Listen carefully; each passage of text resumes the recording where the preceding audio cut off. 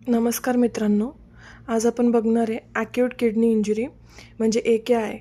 अ, म्हणजे एकदम शॉर्टमध्ये सांगते मी तुम्हाला, पण तुम्हाला समजेल असं सांगते.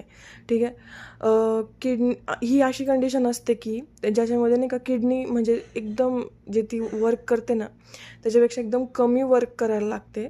आणि जे किडनीचं वर्क काय आहे की ब्लडमधून ना फिल्टर करणं, जे टॉक्सिक एलिमेंट्स वगैरे आहेत ते फिल्टर करणं काम असतं. तर ते बिलकुलच बंद होऊन जातं किंवा मग होतं पण एकदम कमी होतं. ठीक आहे. ज्यामुळे नाही का या किडनीमुळे ना बाकीचे जे आहेत ना ऑर्गन्स ते सफर होतात. ठीक आहे. सो याची डेफिनेशन काय आहे, ही अचानक होणारी ना मूत्रपिंडाची कार्यक्षमता कमी होण्याची स्थिती आहे. अ, त्यामध्ये ना किडनी जी आहे ती मी जसं सांगितलं तुम्हाला ब्लडमधून नाही का जे टॉक्सिक एलिमेंट आहे ना ते बनवणं किंवा अतिरिक्त द्रव्य फिल्टर करण्यामध्ये ती अपयशस्वी ठरते सॉरी. ज्याच्यामुळे नाही का विविध अवयवांवर परिणाम होता. ते कसे परिणाम होतात तर पहिलं सेप्सिस होऊ शकते. ठीक आहे. त्याच्यानंतर हायपोव्होलेमिक शॉक बसू शकतो. ठीक आहे. त्याच्यानंतर अंडरलाईन ब्रॉन्कायटिस किडनी डिसीज होऊ शकतो. ठीक आहे. नेफ्रोटॉक्सिक हे होऊ शकतं.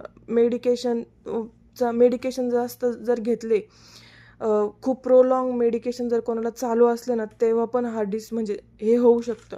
आणि ड्यू टू एज पण हे होऊ शकतं. सॉरी.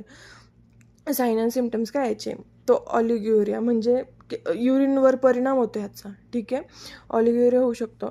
त्यानंतर फ्लूइड रिटेन्शन म्हणजे खूप अनावश्यक प्रमाणात नाही का पाणी साचणे कोणत्या पण अवयवामध्ये, लंग्समध्ये पाणी साचणे, पोटात पाणी साचणे. म्हणजे मी तुम्हाला काय सांगितलं की दुसऱ्या अवयवांवर पण या गोष्टीचा परिणाम होतो. सो इलेक्ट्रोलाइट इम्बॅलन्स होते, फटीग होतं, विकनेस होऊ शकते. त्याच्यानंतर कन्फ्युजन आणि अल्टर मेंटल स्टेटस होऊ शकते. त्याच्यासाठी आपण कोणकोणत्या टेस्ट करतो, जर AKI झालं तर कोणकोणत्या टेस्ट करतो, या 3 टेस्ट इम्पॉर्टंट आहे. बाकीच्या पण करतो आपण, पण या 3 टेस्ट खूप इम्पॉर्टंट आहे. Serum creatinine and blood urea nitrogen म्हणजे BUN. त्याच्यानंतर युरिन ॲनालिसिस करतो आहे, इमॅजिनरी स्टडी करतो. आपला काय रोल आहे याच्यामध्ये, तर आपण ॲज पर डॉक्टर ऑर्डर आपण फ्लूइड मॅनेजमेंट करू शकतो, इलेक्ट्रोलाइट मॉनिटरिंग करू शकतो. ठीक आहे.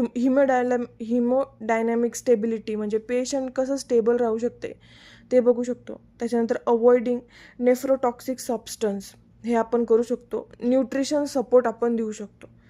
हे सगळं करून पण कॉम्प्लिकेशन्स काय येऊ शकतात. ठीक आहे. फ्लूइड ओव्हरलोड होऊ शकतं, इलेक्ट्रोलाइट इम्बॅलन्स होऊ शकतं, ॲसिड बेस इम्बॅलन्स